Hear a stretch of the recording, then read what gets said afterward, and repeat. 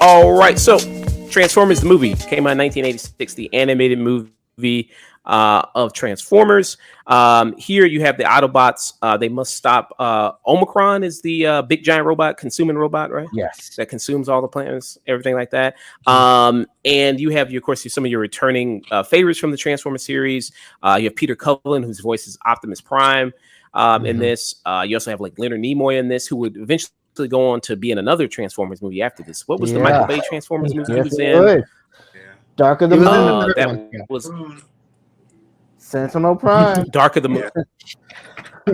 He was in that one. Yeah. So you have that.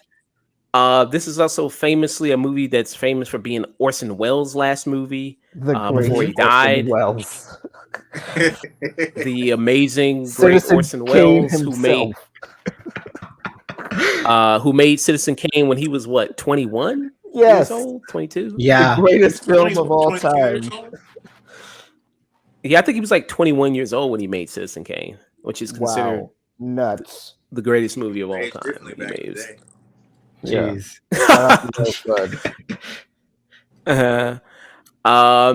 So you had that, and he talked a lot of massive shit about Transformers, of course, because I mean he went from being in Citizen Kane, directing that, being there, to now voicing a kid's toy commercial, basically. As a movie. So he always talked a lot of shit about it.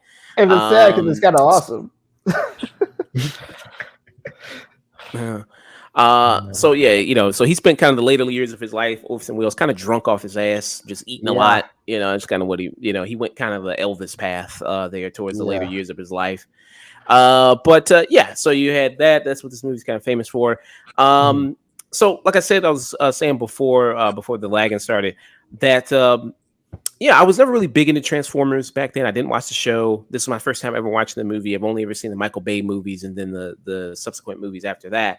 So just kind of going around, if you guys kind of want to give your experience about Transformers, if you have kind of like, what's your connection to it? Jeremy, do you have any big connection to Transformers?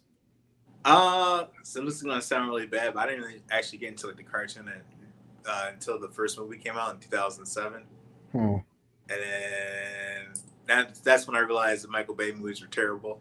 Just seen the original cartoons. So I love the original cartoon. They had tons of cartoons, Transformers. I didn't see Beast Wars because I'm just not a fan of that animation style. But they had Transformers Prime. It came out like right around the Michael Bay movie time, and then I remember that. Yeah, and then I saw Transformers on TV. No, Transformers 1986 movie on TV, and I loved it. So. Nice. And what did you love about the 1986 movie? The soundtrack, the animation, the fact that it felt very darker than the TV show. Oh yeah, because of the events that happens in the show and in the movie, and the fact that they are willing to do some things that most anime movies based off shows wouldn't do. So. All right. Brandon, what's your kind of experience with Transformers? Kind of similar to Jeremy, honestly. Like I knew of Transformers before, like the Michael Bay, but like my dad showed me like this movie, like when I was a kid. It was like, you want to see some Transformers? Watch this. And I was oh, this is what y'all were watching in the 80s. And I just like, I don't know, I was kind of blown away about like how good the animation was, and like of course the soundtrack and just the visuals in general. But even then, like I watched like I think it was like a 2007 TV series they had going on. I forget which channel it was on, but like I was super heavy into Transformers around that time. Okay. Jamarco? Well, same experience. Growing up with Brandon, his dad was very 80s, so like from a very young age, he taught us about He-Man and Thundercats and Transformers, especially.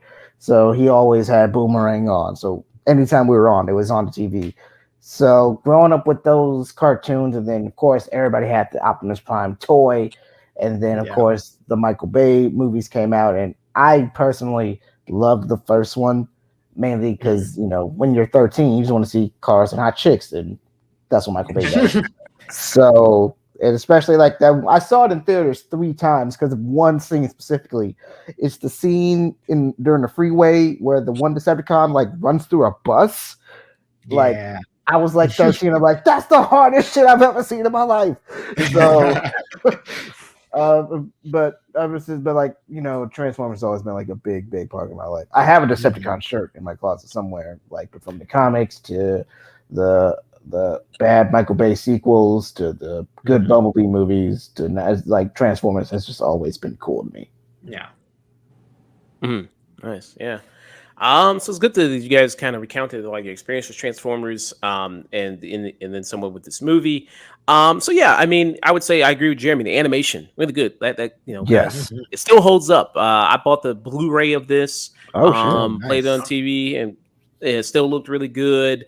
You still have, like I said, it's supposed to be much darker than the show. So that was another thing people really liked about it. It was much darker. Optimus Prime does die in it. Yeah. Spoilers. Spoiler alert, guys, for a 35-year-old movie. Hey, that's true.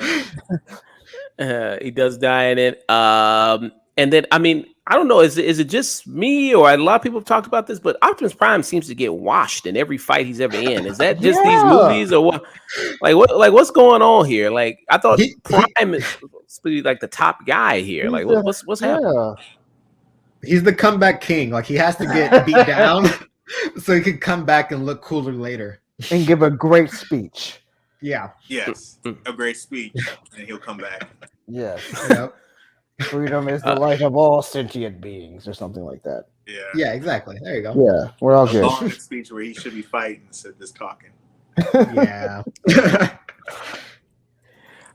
So I thought, but legendary voice, legendary Peter Cullen, Optimus, who's now been voicing Optimus for 30 plus years now. That he's been still at it. Yeah, still at it right now. So yeah, he's still voicing the character even in these recent movies.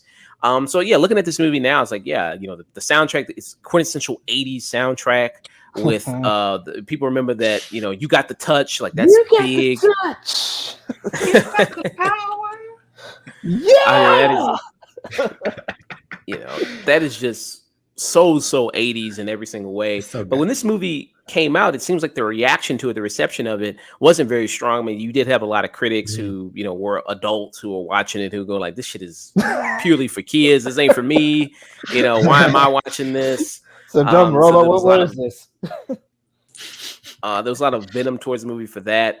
And box office wise, it didn't do that well. What? It didn't make that much money.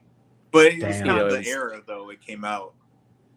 Well, like most anime movies are not time we're making money, so yeah, it's a shame. And do you think that changed with like when Disney came out with their Renaissance with like Mulan and Lion King and Beauty and the Beast? Jeremy, that once they made Little Mermaid, that's when things. Oh, that's when it popped off.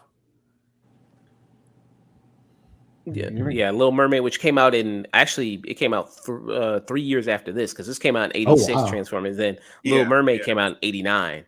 This came out. Little Mermaid came out 3 years after this. So yeah, until people saw some singing and dancing and all that type of stuff. That's when the people are like, oh shit, anime. Oh, movies. Animation can be movies. let's go to the theater now. Now you see a lot of animated movies make quite a bit of money. Across the Spider-Verse just made cross $500 million just right now. Especially when you see a lot of these anime movies that come to theaters, they always do super well. When you see like things like One Piece or Demon Slayer, because that's huge and blowing up right now. For sure. Wasn't there a Dragon Ball movie last year that made like hella money? They had like a limited run or something. But it was something like Super Broly. Some anime guy will tell me, but yeah. So Dragon Ball, that does really well. Yeah, so you have a lot of anime movies now, so it's a stark difference. Yeah, like I said, the time period it was in 1986, animation probably just wasn't looked at as heavy or as popular as it is now. So I'm gonna go around and get you guys' thoughts on this movie, kind of what you liked, didn't like. Jeremy, besides the soundtrack, besides the animation, what are some of the things you really remember about this movie? A like you said, that Optimus Prime got killed. So that was I wouldn't say that was interesting, but it's kind of ballsy that they went that route. Because I don't know if you did research that G.I. Joe is another basically the same people who made Transformers made G.I. Joe, and they actually had a movie where the main guy, I think his name is Duke. Yep. He's supposed to die, but because of the negative reception of them killing off Optimus Prime, they actually rewrote the movie to bring Duke back. So I find it funny they actually kept it with Optimus Prime dying off and then killing off a lot of the other main Transformers to bring in new ones. I thought that was pretty cool. Yeah. And do you have a favorite Transformers? Do you have like a set of Transformers that you like? I mean, they're all the same to me. all the Transformers look alike. Yeah, basically. I do like what is his name? The one looks like he'll be like the one who take over after Prime. Ultra Magnus. Ultra Magnus. Ultra Magnus. Yeah, he was awesome. But of course, they killed him off too. So yeah. But I like it because the movie it's very different than what the cartoon was. Like the cartoon was basically just an animated, commercial. The movie is like you can tell like they wanted to aim for a more mature audience, which might have hurt the movie too, for it making money. But I still think it's the best Transformers movie besides the Bumblebee one. So you would put Bumblebee above this one? But I think Bumblebee is a better movie. But for me, I'll put this above Bumblebee just for nostalgia reasons. But okay, yeah. And the set of Autobots you see you got Optimus Prime, of course. You got Ironhide, Hot Rod, who's supposed to be Judd Nelson, was a big star at that time, coming up the 80s. Ultra Magnus, who's voiced by Robert Stack here. Yeah, I think also Mirage is in this also. Well, or not Mirage. Oh, that was. You talking about the female Transformer? Yeah, the female trend, not Mirage, but RC. RC. RC. Yeah, RC was in this as well. Who's also in the Rise of the Beast. She's also in the newer Transformers movie there too. And they got Brandon. They got Jazz too. Jazz, yeah. Who's the one that he's not talking jive here like he was in the movie. It's that man Carruthers. Yeah, man Carruthers. Yeah, right. Yeah, perfect. Yeah, I love him. Yeah.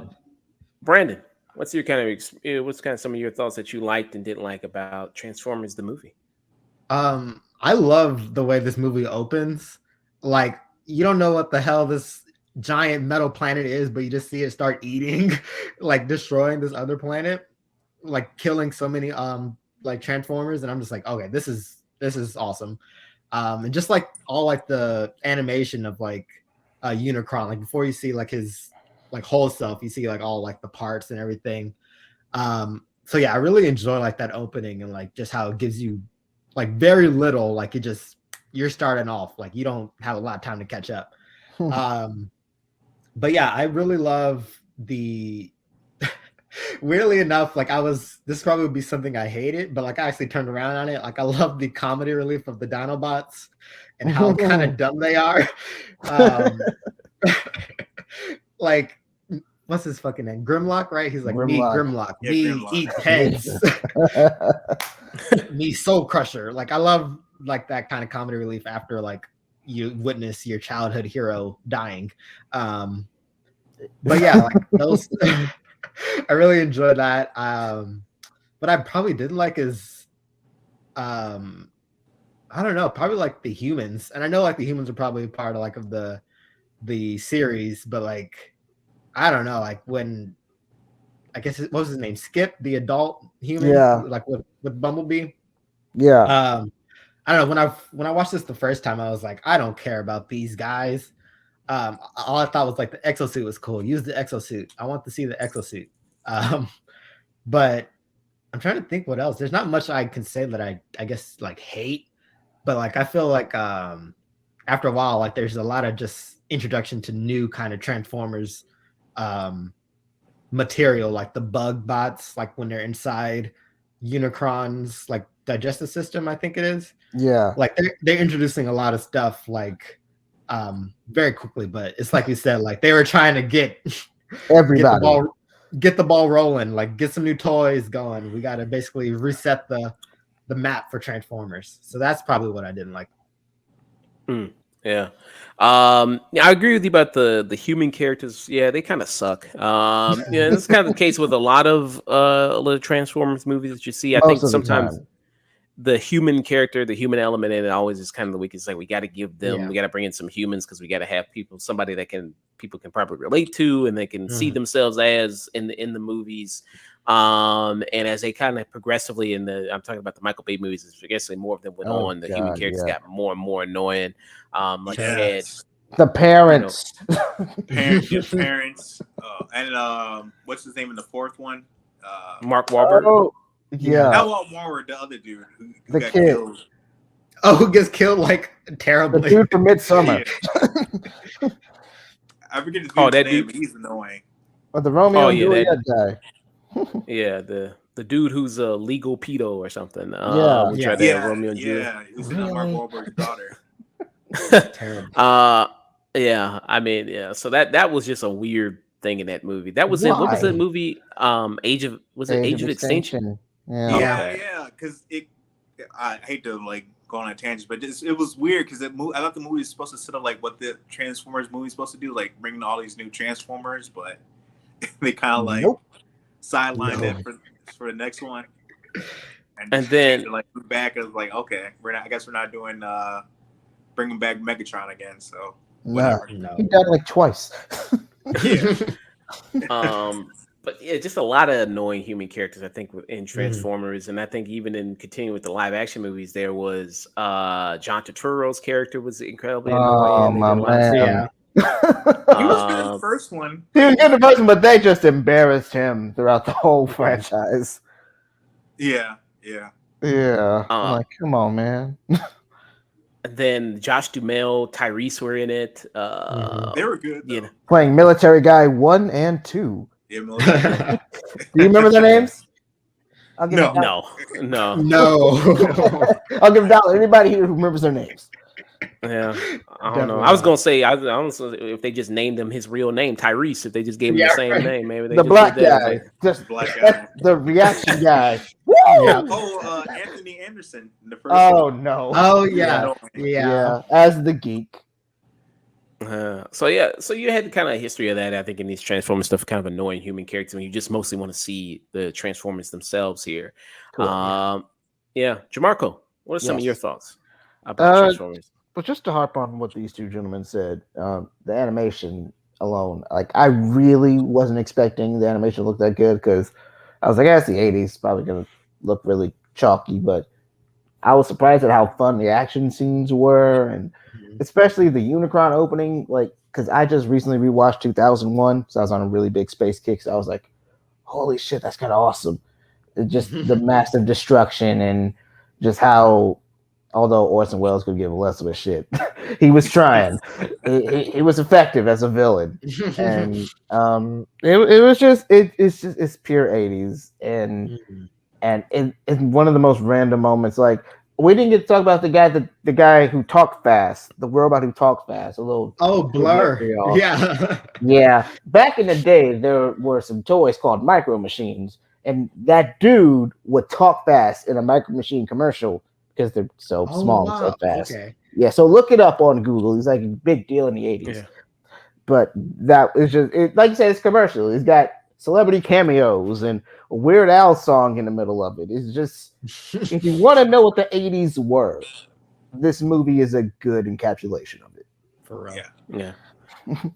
And the guy's name was John Muschietti Jr. Was that guy's name? He was like a big guy back in the day. And his whole thing, how he got famous was he just was a guy that could talk really, really fast. Like that was just his whole thing. Like he could take a 3-minute song. Like I think there's like an interview of him and doing like trying to sing "Beat It," I think, or like some Michael Jackson song, and he could sing like that song. Normally it's 2 minutes, but he could sing it. He could do it in like a minute or like 50 seconds or something like that.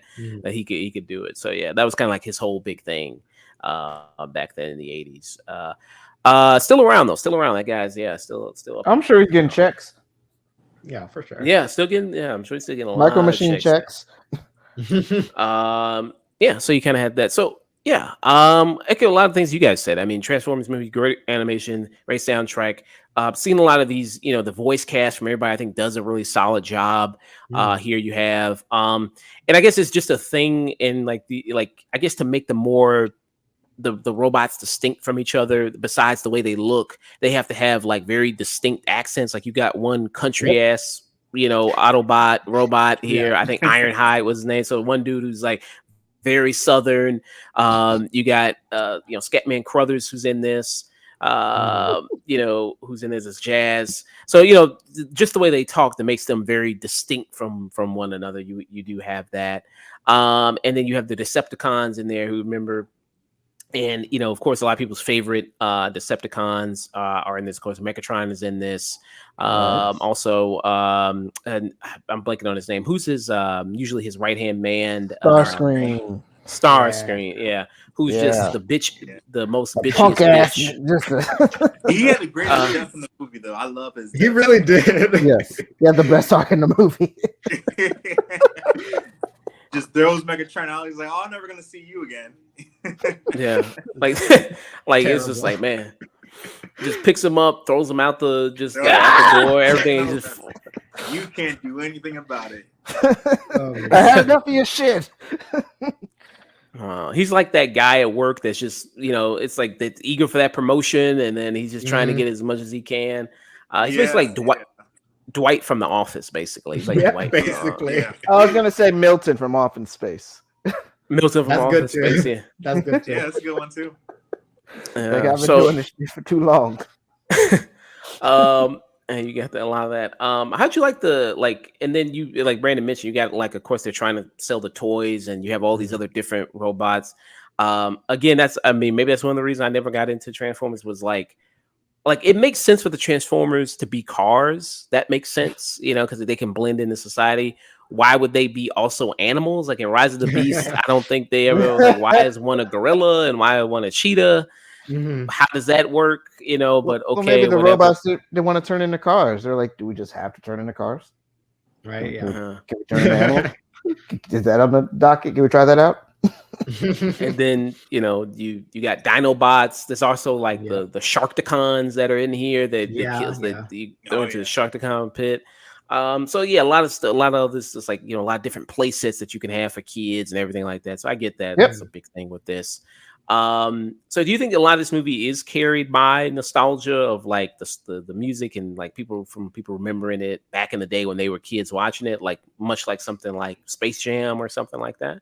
Absolutely. There's I would say there's not. I mean, there is a plot, but not a plot at the same time. Yeah, I couldn't tell you. I can't see what goes on in the movie. I just remember like certain scenes, but as far as like what actually goes on, I can't remember. Not a clue. Autobots fought Decepticons. Yeah, that's all I can tell you. Yeah. Unicron wants to eat planets. Yep. Yeah. There it is. Yeah. And talking, looking at this movie, it seems like a lot of it does carry over into the new Transformers movie, Rise of the Beast, where they do include some of those elements, include some of those Transformers. So that was kind of a big thing. So when I know a lot of guys are younger here. So when was kind of the first time you ever seen this movie, Transformers the movie? How old were you when you first saw it? I want to say maybe 13, 14. 13, 14. Yeah, I want to say like gotta be like around preteen, like 11 maybe. Yeah, 10. I probably caught it on like Cartoon Network around like when I was in like high school. And then you remember like back at that time, was that like the big thing for kids back then? Like you kind of missed the boat a little bit because then you weren't watching it just in 1986. But was it still like Transformers was still kind of the thing when you were kind of at that point? It was still hot because the Michael Bay movies were out. Yeah, same for me. That's how it was on. Because like I can't remember I seen Transformers cartoon until after that Michael Bay movie came out. Yeah. Same actually. It was a big resurgence. It was a big resurgence, and they started bringing up all the old cartoons, and then of course the movie too. So yep, yeah. Have any of you ever seen? Because I know they just did one that was kind of newer on Netflix called Rise of Cybertron. I have saw not. Oh yeah, I that. caught some of that. Yeah, Yeah. Yeah, which actually I saw some episodes of, and I was kind of digging it. I didn't finish it, but I was like, "Hey, this is like much darker than I think than what normally you would get," and it shows that Optimus doesn't know what the fuck he's doing. Nope. Yeah. Kind of nice. He's just completely lost. He's not a good lead, and then Autobots are like losing terribly, and it's a case where it's just focused on the robots, just focused on the Transformers, which I thought was I really don't think nice. they showed any humans or anything. Oh, okay. Yeah, from what I saw. Yeah, so I thought that was also really nice. It's just on Cybertron and everything like that. That's how I wanted a movie. Like that's how I want the next Transformers movie. We'll never get it, but a whole Cybertron movie would be great. Yeah. So I guess to wrap up this, I'm going to let you guys go around. Final thoughts, rating on it for Transformers the movie. Jeremy, final thoughts, rating. How does your rating system go again? So we tweaked it a little bit since you've been here. So our highest rating that you can give something is This Is Cinema. That's our highest. Then below that is Peak. Then below that is Tune In. Then you got to Tune Out. Then you have a Stream It. And then you have a waste of fucking film is the possibly the lowest you can get. That's the very, very lowest. That's great. Tune out. What is tune out? What does that mean? As far as tune out, that's like skip it. Like you don't think people should see it. Like you just skip. Oh, it. You okay. don't. That's a hard one. I'm gonna say tune in, but don't expect. Just tune in, but keep in mind this is a animated non-Disney film in the 80s. Yeah. So just keep that in mind. Then you won't be expecting much from it. Okay. So expect music, expect the music, expect a bunch of 80s stuff in it. So that's about it. That's all I can say. Yeah. Brent, final thoughts, rating? Yeah, I would say I very much enjoyed rewatching this since I haven't seen it since like I was a child. But yeah, very fun. Animation's great. Don't really try to follow along the plot. Just enjoy yourself. Definitely, I would say tune in for sure, and probably download the soundtrack. Yes. Yeah, do that too. Please. All right. Jamarco? Tune in, y'all. It's Transformers. It's if you love you don't need much to know about Transformers. And like everybody said, the animation still holds up. The soundtrack is pure 80s cheese, and you can just get a kick out of it, whether you're a fan of the movies or not. It's just a fun blast of 80s nostalgia to just blast through your day when you got nothing else going on. For sure. Nice. Yeah. And before we get out of here, kind of a. Oh, go ahead. I didn't want to cut you off. I'll bring that forward. I was just saying I'm going to give it a Stream It for me. I still think, if you wanted to maybe get into Transformers, maybe it was your thing, or you just wanted to have something for your fun for your kid to watch. Maybe probably Bumblebee would be a little bit better for the kid, or something like that. But I think there's nothing wrong. Like I said, it's fun. I can see some of the elements here that could be enjoyable. Maybe it is a little slow pace for maybe kids now to watch, probably. But I still think there's still some kind of redeeming qualities in it. And hey, good soundtrack as well. Fun soundtrack there.